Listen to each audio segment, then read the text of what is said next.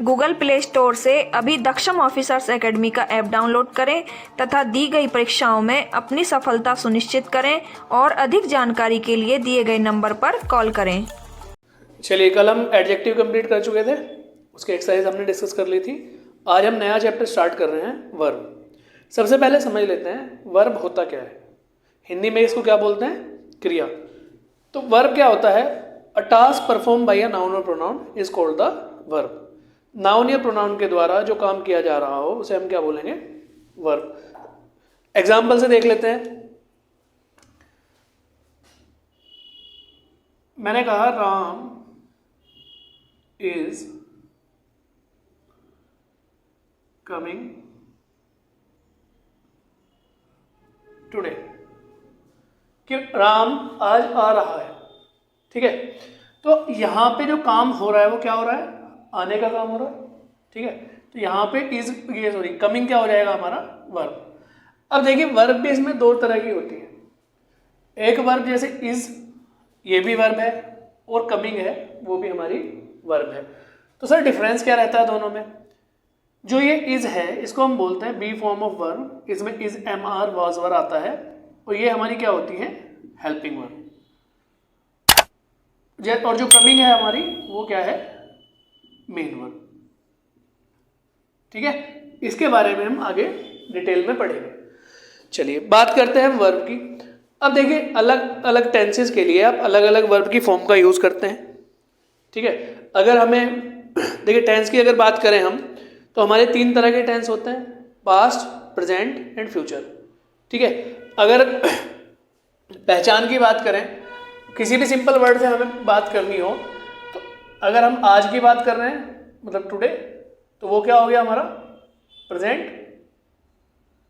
अगर हम बात कर रहे हैं टुमारो, तो टुमारो क्या हो गया हमारा? आने वाला कल। और अगर हम बात कर रहे हैं यस्टरडे की, तो ये क्या हो गया हमारा? पास्ट।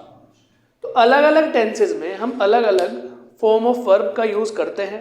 अलग अलग हम हेल्पिंग वर्ब यूज करते हैं, अलग अलग मेन वर्ब की डिफरेंट फॉर्म्स का यूज करते हैं। तो हम उन्हीं को पढ़ लेते हैं जो हमारे एग्जाम्स में ज़्यादातर पूछी जाती हैं, करेक्ट फॉर्म ऑफ वर्ब। तो हम क्या स्टार्ट कर रहे हैं? Correct form of verb. सबसे पहले हम बात कर लेते हैं फर्स्ट फॉर्म ऑफ वर्ब की, कि फर्स्ट फॉर्म ऑफ वर्ब हम कहाँ यूज करते हैं। चलिए फर्स्ट रूल को हम इसमें देखते हैं। अगर आपके सेंटेंसेस में ये वर्ड आ रहे हों, always, daily, every, usually and generally, इन शब्दों का क्या सामान्य तौर पर क्या मतलब है? ऑलवेज मतलब हमेशा, डेली रोजाना, प्रत्येक दिन, आमतौर पर, तो जनरली भी आमतौर पर। तो तब आप क्या करेंगे? वर्ब की फर्स्ट फॉर्म का यूज करेंगे। जैसे एग्जांपल लिखा हुआ है, the baby cries every morning. तो बेबी क्या करता है? हर रोज रोता है। तो यहां पे एवरी के साथ में आप क्या करेंगे? जो वर्ब की फर्स्ट फॉर्म का यूज करेंगे। अब सर वर्ब की फर्स्ट फॉर्म तो क्राई होती है, ठीक है, तो हम क्राइज का यूज क्यों कर रहे हैं? तो क्या क्राई का प्लूरल है?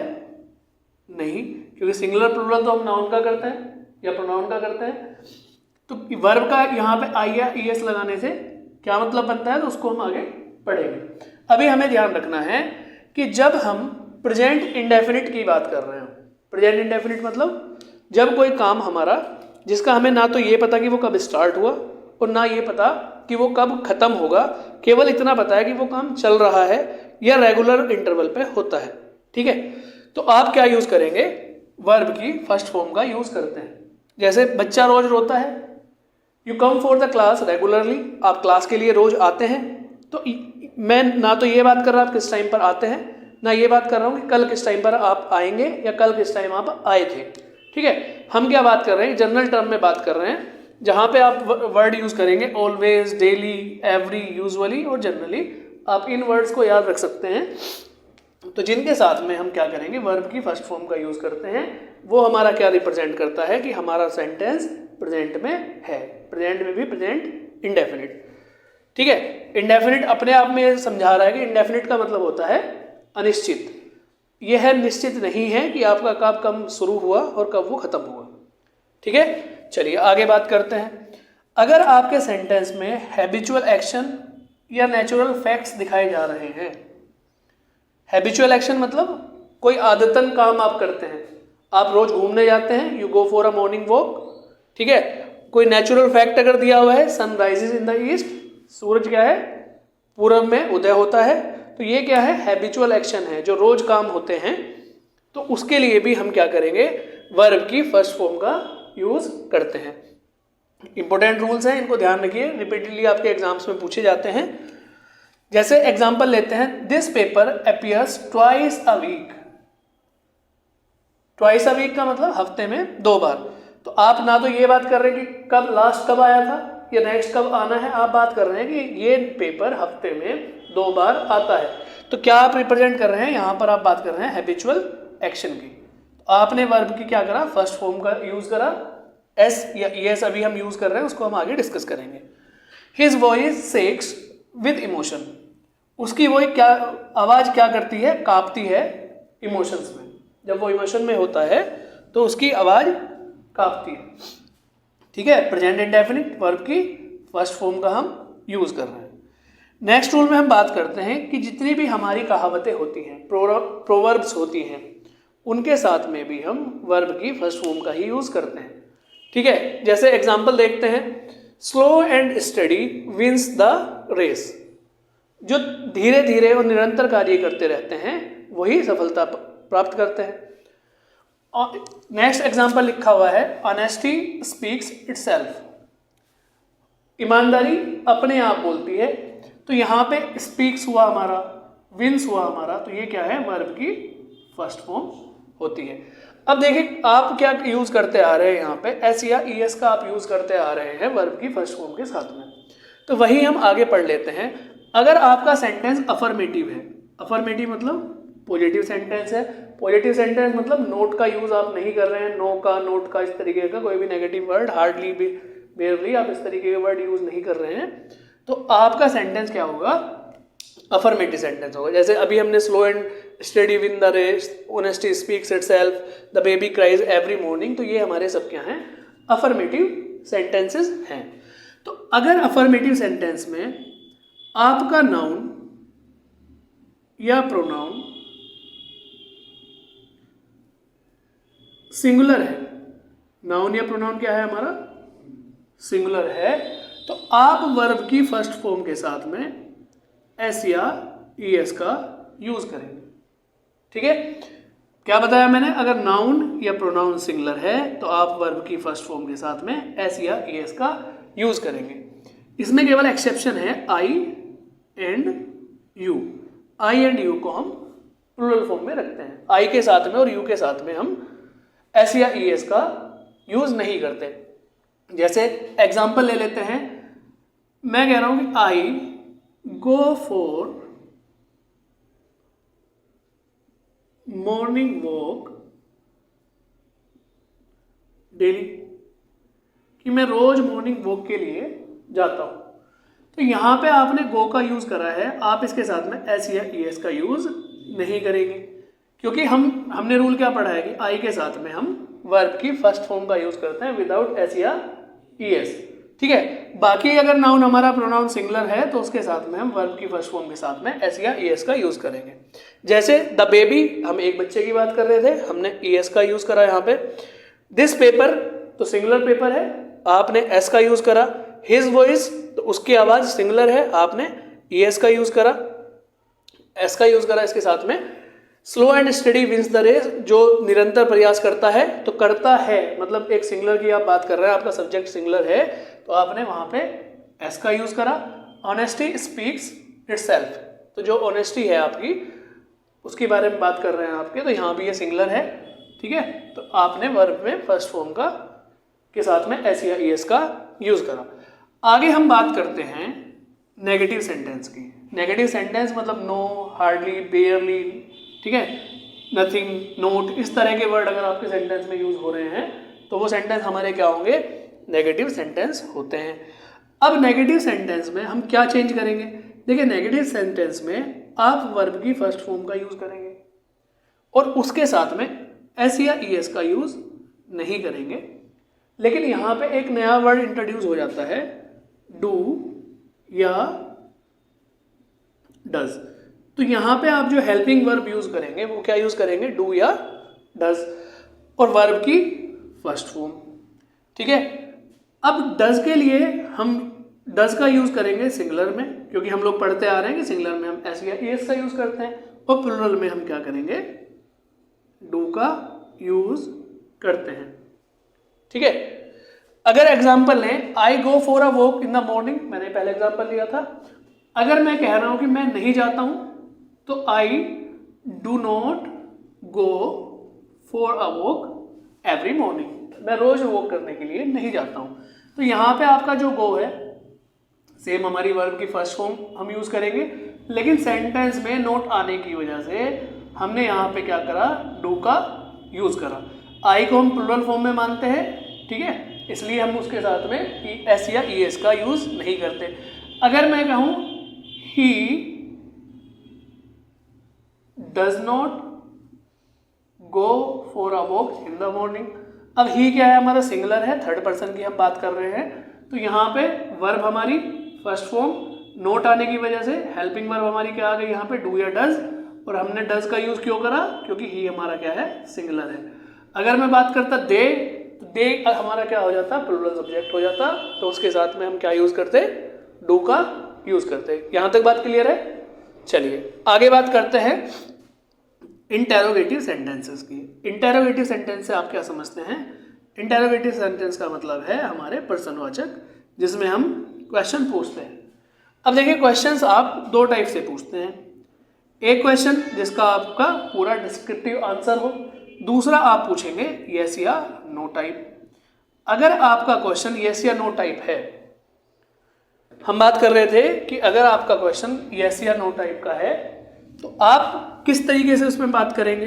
तो सबसे पहले आप यूज करेंगे हेल्पिंग वर्ब, ठीक है, उसके बाद में आप यूज करेंगे आपका जो सब्जेक्ट है, उसके बाद में आप यूज करेंगे मेन वर्ब, और उसके बाद में अगर कोई ऑब्जेक्ट दिया हुआ है, बाकी चीजें, ठीक है, और क्वेश्चन है तो क्वेश्चन मार्क। अब मैंने अभी आप बात कर रहे थे आई गो फॉर अ वॉक या I go for morning walk regularly, तो अगर आपको पूछना है कि क्या आप मॉर्निंग वॉक के लिए जाते हैं, तो आप क्या यूज करेंगे, डू, सब्जेक्ट क्या है हमारा, यू, मेन वर्ब क्या है हमारी, गो for a walk in the morning, ठीक है, आप बोल सकते हैं। तो यहाँ पे हम जो एक्सपेक्ट कर रहे हैं आंसर, वो यस या नो टाइप हमारा आंसर है, इसलिए हम क्या बात कर रहे हैं, हमने हेल्पिंग वर्ब का यूज स्टार्टिंग में करा। लेकिन अगर आप कह रहे हैं कि आप किस टाइम जाते हैं, तो किस टाइम का आप जवाब यस या नो में नहीं दे सकते, आपको डिस्क्रिप्टिव उसका आंसर देना पड़ेगा। तो आप क्या पूछ सकते हैं, एट व्हाट टाइम, उसके बाद में आपका same helping verb plus subject plus main verb plus object. At what time do you go for the morning walk in the morning. यहां तक आपको कोई दिक्कत, बात समझ में आई, ठीक है। हम वर्ब की फर्स्ट फॉर्म का यूज कहाँ करते हैं, प्रेजेंट इंडेफिनिट में, हैबिचुअल एक्शन दिखाने के लिए, ठीक है। दूसरा हमने बात करी, कोई भी हमारा क्या हो, नेचुरल फैक्ट हो, उसके लिए हम यूज करते हैं। या वर्ड हमने बात कही थी ऑलवेज, समटाइम्स, या इस तरीके से जो रेगुलर वर्ड्स का हम यूज कर रहे थे, एवरी डे, ईच, एवरी, तो इसके लिए हम क्या करते हैं, वर्ब की फर्स्ट फॉर्म का यूज करते हैं। चलिए आगे बात करते हैं, वर्ब की हम सेकंड फॉर्म का यूज कहाँ करते हैं। देखिए, अगर आपके सेंटेंसेस में वर्ड आ रहा हो लास्ट, यस्टरडे और एगो। लास्ट का मतलब अंतिम, यस्टरडे का मतलब बीता हुआ कल, और अगो का मतलब पहले, ठीक है, अर्ली। चलिए आगे बात करते हैं, नेक्स्ट एग्जांपल को हम देखें। मैंने कहा my friend so the prime minister yesterday, तो वर्ड क्या आया हुआ है, यस्टरडे, तो उसके साथ में हम क्या करेंगे, वर्ब की सेकंड फॉर्म का यूज करेंगे। यहाँ पे सो के दो मीनिंग होते हैं एक्चुअली। सी का मतलब एक नॉर्मली तो आपको पता होगा कि देखना होता है, दूसरा कभी कभी हम विजिट करने के लिए भी या मिलने के लिए भी सी का यूज़ करते हैं। बोलते हैं ना सी यू टुमारो, तो मतलब आप क्या कह रहे हैं, कल मैं देखूंगा आपको? नहीं, आप कह रहे हैं कि कल मिलते हैं। ठीक है, डॉक्टर से आप अपॉइंटमेंट लेते हैं तो आप यही पूछते हैं कि sir when will you see me next. ठीक है, या अपॉइंटमेंट में आप पूछते हैं कि कब नेक्स्ट मुलाकात हो पाएगी, तो तब भी आप सी की बात करते हैं। चलिए आगे हम बात करते हैं अनहैबिचुअल और अननेचुरल फैक्ट्स की। प्रेजेंट इंडेफिनिट में या वर्ब की जब हम फर्स्ट फॉर्म यूज कर रहे थे तो हमने यूज करा था हैबिचुअल और नेचुरल फैक्ट्स, लेकिन यहां पर हम क्या यूज कर रहे हैं, अनहैबिचुअल और अननेचुरल फैक्ट्स पास्ट में। ठीक है, तो अनहैबिचुअल और अननेचुरल फैक्ट से आप क्या समझते हैं कि जो रेगुलर इंटरवल पे ना हो, कभी कभार हुए हों या हार्डली कभी हुए हों। ठीक है, या अननेचुरल फैक्ट जो सामान्य तौर पे नेचुरल प्राकृतिक चीजें नहीं है, उसकी हम बात करते हैं। जैसे एग्जाम्पल लेते हैं, यहां पर लिखा हुआ था न्यूज स्पॉइल्ड माई डिनर। इस समाचार ने, इस खबर ने मेरा दिन खराब कर दिया। तो स्पॉइल की सेकंड फॉर्म हो जाती है हमारी स्पॉइल्ड। तो ऐसा तो नहीं होता होगा ना कि रोज वो खाना खाने बैठता है, उसको रोज कोई बुरी खबर मिलती है। ठीक है, once in a blue moon, कभी हार्डली ऐसा हुआ हो कि भाई खाना खाने बैठा और कोई खराब खबर मिल गई तो उसका क्या हुआ, उसका डिनर खराब हो गया। ठीक है, नेक्स्ट बात करते हैं द ट्रेन केम सडनली। तो ट्रेन क्या आई, एकदम से आई। ठीक है, तो सडनली वर्ड यूज करा आपने यहाँ पे, तो ऐसा तो नहीं होता ना रोज ट्रेन एकदम से आती होगी। ठीक है, तो कभी कभार के लिए आपने क्या करा, कम की सेकंड फॉर्म का यहाँ पे यूज करा। देखिए कोई भी काम जो नेचुरल है, प्राकृतिक है, ठीक है, जैसे अगर हम मून की बात करें तो मून का क्या होता है, अपनी डायरेक्शन चेंज करता रहता है। तो अगर मैं एग्जांपल लूं, मैं आपसे कहूं कि the moon daily changes it's time of rising, भाई अपना जो मून है वो उगने का समय बदलता रहता है।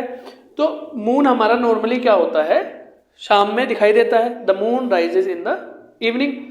लेकिन अगर मैं लिखूं कि the moon rise in the morning, कभी कभी हमें जो चांद है सुबह के टाइम भी दिखता है ना, क्योंकि टाइम हमारा क्या होता है, चेंज होता रहता है। तो अगर मैं लिखूं the moon rose in the morning, तो हमारा सेंटेंस भी ये सही हो जाता है, क्योंकि आप बात कर रहे हैं कि शायद कल ऐसा हुआ हो कि मून क्या हुआ हो, मॉर्निंग में दिखाई दिया हो। ठीक है, आगे बात करते हैं हिस्टोरिकल डेट्स और इवेंट्स की। अगर आप किसी हिस्टोरिकल डेट्स या इवेंट्स की बात कर रहे हैं, देखिए हिस्ट्री का मतलब ही इटसेल्फ पास्ट होता है। ठीक है, तो अगर आप पास्ट की चीजों की बात कर रहे हैं तो आप क्या करेंगे, वर्ब की सेकंड फॉर्म का यूज करते हैं। जैसे इंडिया गोट फ्रीडम इन 1947, तो गेट की सेकंड फॉर्म क्या हो जाएगी, गोट। ठीक है, वर्ब सेकंड फॉर्म गोट। लेकिन एक चीज का आप ध्यान रखें कि ऐसा आवश्यक नहीं है कि आप जब भी पास्ट का यूज करेंगे तो वर्ब की सेकंड फॉर्म ही यूज होगी। वर्ब की सेकंड फॉर्म केवल उन कंडीशंस में यूज हो सकती है जो आपके सामने अभी लिखी हुई है, जो आपको मैंने समझाई है। तो वर्ब की सेकंड फॉर्म का हम यूज क्या करते हैं, एक बार रिवाइज कर लेते हैं। लास्ट, यस्टरडे, अगो, इस तरह के अगर वर्ड आपके सेंटेंसेस में आ रहे हैं तो आप वर्ब की सेकंड फॉर्म का यूज करेंगे। अनहैबिचुअल और अननेचुरल फैक्ट्स हैं तो आप वर्ब की सेकंड फॉर्म का यूज करेंगे। अगर आपके हिस्टोरिकल डेट्स और इवेंट्स हैं तो आप वर्ब की सेकंड फॉर्म का यूज करेंगे। वर्ब की सेकंड फॉर्म की बात कर रहे थे। ठीक है, आगे बात करते हैं कि वर्ब की सेकंड फॉर्म का यूज हम अफर्मेटिव, नेगेटिव और इंटरोगेटिव सेंटेंस में कैसे करेंगे। चलिए बात करते हैं। देखिए अगर आपका सेंटेंस अफर्मेटिव है तो उसमें आप नॉर्मली क्या यूज कर रहे थे, वर्ब की सेकंड फॉर्म। अफर्मेटिव का मतलब आपका सेंटेंस पॉजिटिव है। लेकिन अगर आपका सेंटेंस नेगेटिव है तो आप यहां पे क्या यूज करेंगे, डिड का यूज करेंगे प्लस वर्ब की फर्स्ट फॉर्म का यूज करेंगे। देखिए एग्जांपल लेते हैं। अभी हमने प्रेजेंट में जब बात कर रहे थे, वर्ब की फर्स्ट फॉर्म की बात कर रहे थे, तो हम लोगों ने एग्जांपल लिया था I go for walk in the morning. ठीक है, लेकिन अगर आप बात कर रहे हैं कि आप रेगुलरली नहीं जाते हैं, आप केवल कल गए थे वॉक के लिए, तो आपने क्या यूज किया था, I went for the walk yesterday। आपने इस तरीके से बात करी थी कि आप क्या कर रहे हैं, अनहैबिचुअल एक्शन की बात कर रहे हैं। आप रोज नहीं जाते, आप केवल कल गए थे, तो आपने क्या करा, वर्ब की सेकंड फॉर्म का यूज करा पास्ट में। लेकिन आप इसी सेंटेंस को आगे कह रहे हैं कि हाँ मैं रोज जाता हूँ वॉक के लिए, लेकिन मैं कल नहीं गया था, तो वो क्या हो गया आपका अनहैबिचुअल एक्शन। भाई हैबिचुअल आप ये है कि आप रोज जाते हैं, लेकिन आप कल नहीं गए, तो नहीं गए मतलब नेगेटिव सेंटेंस है। तो आप कैसे लिखेंगे, आप यूज करेंगे आई डिड नॉट, क्या यूज करेंगे, वेंट नहीं। अब यहां पे आपको क्या करना है, वर्ब की फर्स्ट फॉर्म का यूज करना है, डिड प्लस वर्ब की first form. I did not go for the walk, कब, यस्टरडे। ठीक है, आप इंटेरोगेटिव की बात कर रहे हैं, आप पूछना चाह रहे हैं किसी से कि क्या आप कल वॉक के लिए गए थे, तो आप क्या बोलेंगे, did you go for the walk yesterday, question mark. ठीक है, यस नो टाइप आंसर। अगर आपने क्वेश्चन वर्ड लगाना है तो आप क्या यूज करेंगे, at what time did you go for the walk yesterday. ठीक है, बात समझ में आई।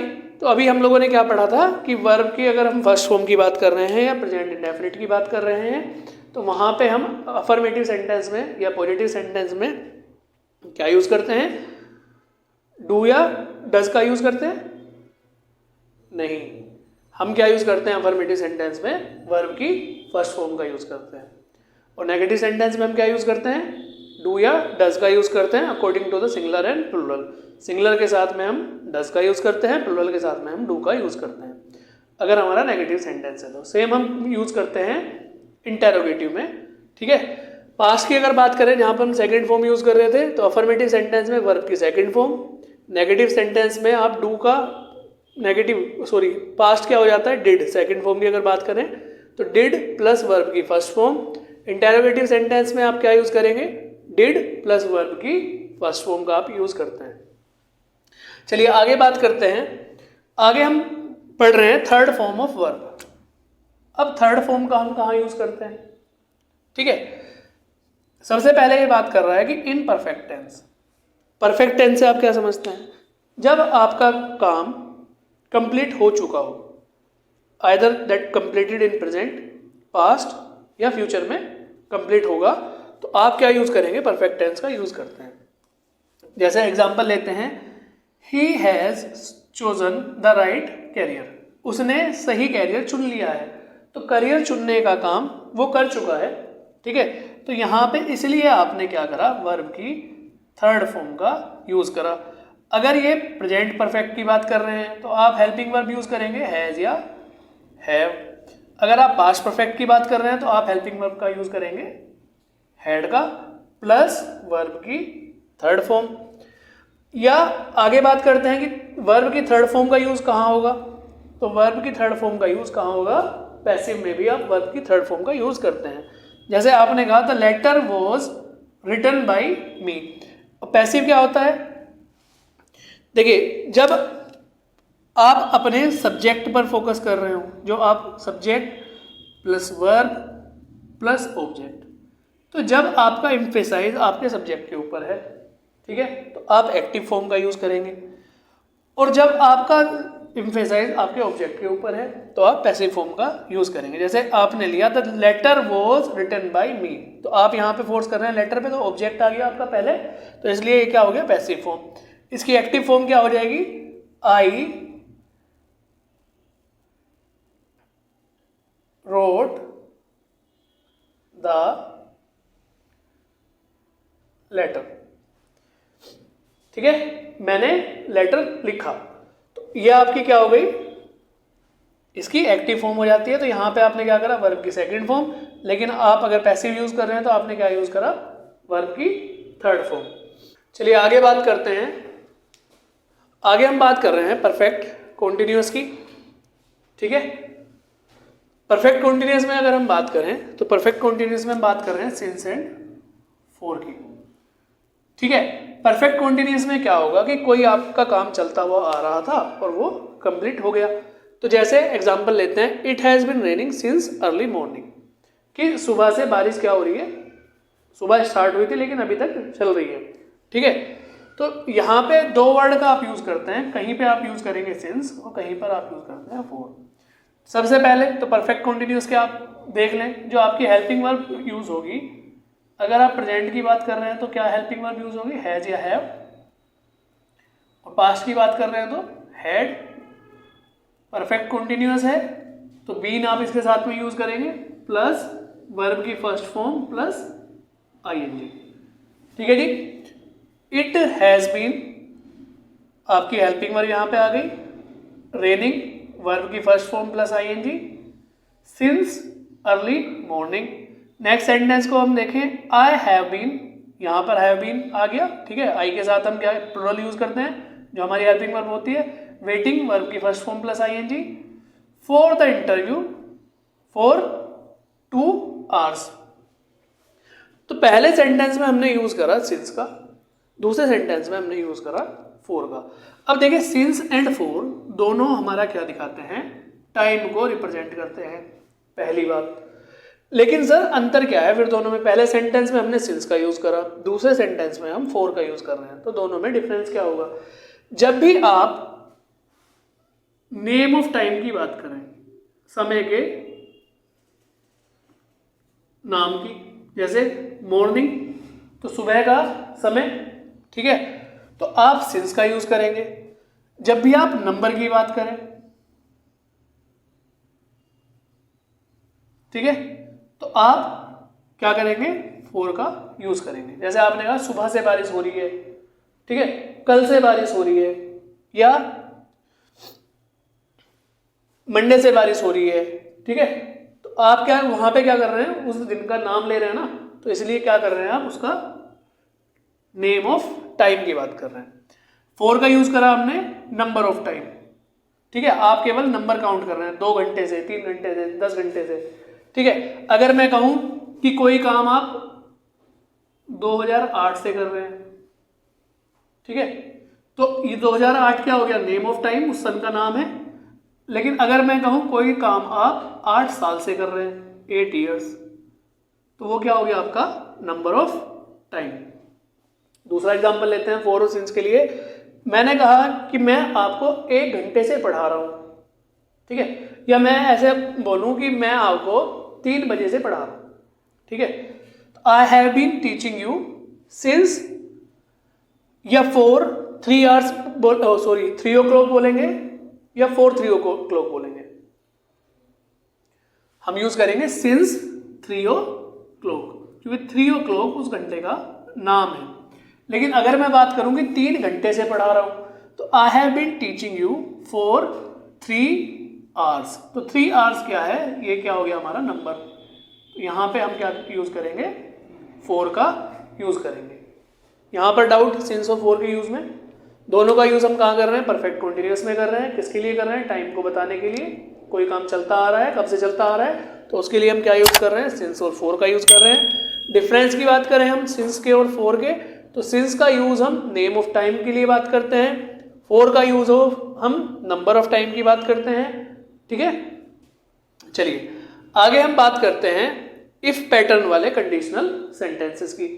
तो अगर आपकी क्लोज में इफ आ रहा है तो मेन क्लोज पे उसका क्या इफेक्ट पड़ेगा, तो इसको आप ध्यान से समझिएगा कि अगर आपकी इफ वाली क्लोज में वर्ब की फर्स्ट फॉर्म का यूज हुआ है, क्या बताया मैंने, इफ वाली क्लोज में वर्ब की फर्स्ट फॉर्म का यूज हुआ है, तो मेन क्लोज में आप विल, शैल, कैन, मे के साथ में वर्ब की फर्स्ट फॉर्म का यूज करेंगे। जैसे एग्जांपल लेते हैं, the horse will kick you, क्या करेगा, हॉर्स तुम्हें किक करेगा if you go near him, अगर आप उसके पास जाते हैं। तो गो क्या है हमारा, वर्ब की फर्स्ट फॉर्म। कहां पर हम यूज करते हैं, प्रेजेंट इंडेफिनिट में या प्रेजेंट सिंपल में। प्रेजेंट सिंपल में यूज करते हैं तो उसके साथ में आप क्या यूज करेंगे, विल, शैल, कैन, मे की वर्ब प्लस वर्ब की फर्स्ट फॉर्म। तो विल किक, किक भी यहाँ पे क्या है, वर्ब की फर्स्ट फॉर्म। गो भी हमारा यहाँ पे क्या है, वर्ब की फर्स्ट फॉर्म। नेक्स्ट की हम बात करते हैं कि अगर आप इफ वाली कंडीशन में वर्ब की सेकंड फॉर्म का यूज कर रहे हैं, मतलब सिंपल पास्ट का यूज कर रहे हैं, तो आप मेन क्लोज में वुड, शुड, कुड, माइट का यूज करेंगे प्लस वर्ब की फर्स्ट फॉर्म। जो हमारा विल था वो वुड में चेंज हो जाएगा, शैल शुड में, कैन कुड में, मे माइट में, प्लस वर्ब की फर्स्ट फॉर्म। एग्जाम्पल लिखा हुआ है he would beat the thief if he caught him. क्या मतलब होगा? कह रहा है कि वो चोर को पीटता अगर वो उसको पकड़ लेता। तो कंडीशनल सेंटेंस क्यों कह रहे हैं कि कंडीशन लगा रहा है, अगर ऐसा होता। ठीक है, कैसा होता कि अगर वो उसको पकड़ लेता, if he caught him. If he caught him मतलब यहाँ इफ वाली कंडीशन आ गई आपकी। क्या कंडीशन है कि पकड़ लेता। पकड़ लेता मतलब पास्ट की बात कर रहे हैं आप, पास्ट इंडेफिनिट, ठीक है, या पास्ट सिंपल की बात कर रहे हैं। तो इसके साथ में आप क्या यूज करेंगे? Would, should, could, might plus verb की फर्स्ट फॉर्म। तो वुड का यूज हो गया आपका यहाँ पे, प्लस बीट वर्ब की फर्स्ट फॉर्म आप यहाँ पे यूज कर रहे हैं। चलिए आगे बात करते हैं। अगर इफ वाली कंडीशन में हैड आ रहा है, हैड मतलब पास्ट परफेक्ट की बात कर रहे हैं, तो उसके साथ में पहली बात तो वर्ब की थर्ड फॉर्म आएगी, और जो मेन क्लोज होगी आपकी वहां पे वुड, शुड, कुड, माइट के साथ में हैव प्लस वर्ब की थर्ड फॉर्म का आप यूज करेंगे। एग्जाम्पल लेते हैं, the horse would have kicked you if you had gone near him. घोड़े ने तुम्हें लात मार दी होती अगर तुम उसके पास चले जाते। तो पास्ट की बात कर रहा है, if you had gone near it. देखिए एक चीज को देखिएगा, यहाँ पे आप हिम का यूज कर रहे हैं, यहाँ पे आप इट का यूज कर रहे हैं, ठीक है। तो एनिमल्स के लिए हम दोनों ही यूज करते हैं, इट का भी यूज करते हैं, मतलब हम इनको कॉमन जेंडर या न्यूट्रल में भी कंसिडर करते हैं, प्लस आप इनको मैस्कुलिन या फेमिनिन में भी कंसिडर करते हैं। तो दोनों जगह ये ठीक है। चलिए, the horse would have kicked you if you had gone near him. तो इफ वाली कंडीशन के साथ में आपने क्या यूज करा? हैड, परफेक्ट टेंस, वर्ब की थर्ड फॉर्म। तो उसके साथ में जो मेन क्लोज होगी आप क्या यूज करेंगे? The horse would have kicked you. तो वुड हैव का यूज करेंगे प्लस वर्ब की थर्ड फॉर्म का यूज करेंगे।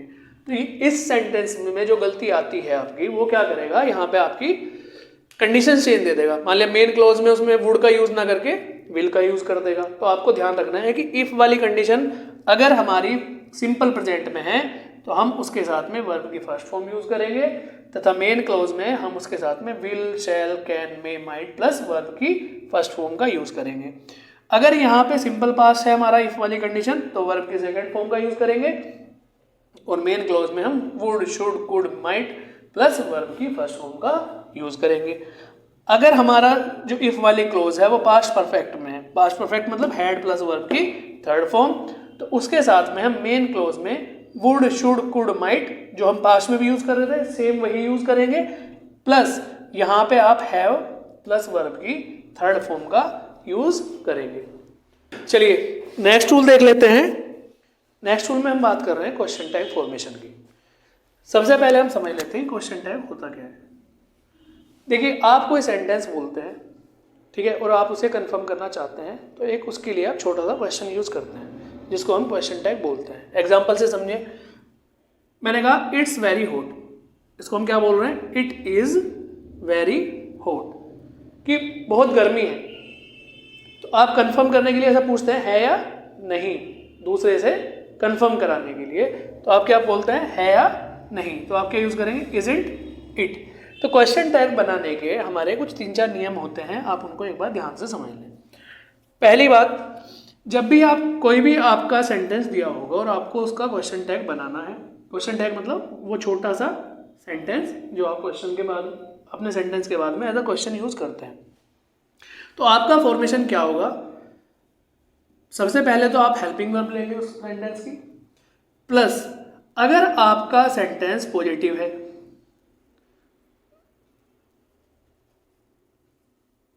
ऐसे लिख लें आप, सेंटेंस अगर आपका पॉजिटिव है तो आपका क्वेश्चन टैग नेगेटिव होगा। अगर आपका सेंटेंस नेगेटिव है तो आपका क्वेश्चन टैग पॉजिटिव होगा। Helping verb plus question tag, उसके बाद में आप क्या यूज करेंगे? जो भी आपका नाउन या प्रोनाउन दे रखा होगा उसको आप चेंज कर लेंगे प्रोनाउन में प्लस क्वेश्चन मार्क। तो हमें क्या ध्यान रखना है, हेल्पिंग वर्ब हमारी सेम रहेगी, उसके बाद में अगर हमारा सेंटेंस पॉजिटिव है तो क्वेश्चन टैग नेगेटिव होगा, अगर सेंटेंस नेगेटिव है तो क्वेश्चन टैग पॉजिटिव होगा। दूसरा हमें क्या यूज करना है, उसके बाद में हमारा क्या रहेगा, प्रोनाउन, और उसके बाद में हमारा क्वेश्चन मार्क। एक चीज का हमें और ध्यान रखना है कि जब हम क्वेश्चन टैग बना रहे हो, स्पेशली नेगेटिव क्वेश्चन टैग की मैं बात कर रहा हूं, तो आपकी जो नेगेटिव फॉर्म होगी हेल्पिंग वर्ब प्लस नोट, तो आप उसको हमेशा शॉर्ट फॉर्म में लिखेंगे। हमेशा आपको इस तरीके से लिखना है। आगे एग्जांपल देख लेते हैं। जैसे इसने कहा यू आर फ्री, तो पॉजिटिव सेंटेंस है, हेल्पिंग वर्ब क्या है, आर, तो इसका नेगेटिव हो जाएगा आरंट, और नाउन क्या है हमारा, सॉरी सब्जेक्ट क्या है हमारा, यू, तो यू का प्रोनाउन क्या होता है, यू ही होता है, यू इटसेल्फ का प्रोनाउन, तो आप क्या यूज करेंगे, aren't you, question tag, sorry question mark.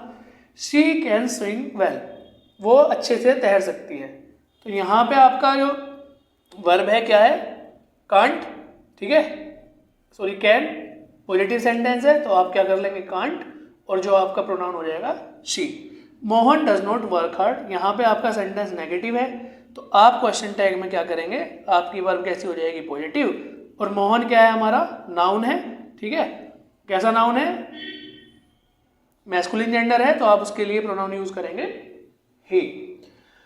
लेकिन इसमें आप केवल एक विशेष सेंटेंस का ध्यान रखें। मैंने कहा आई एम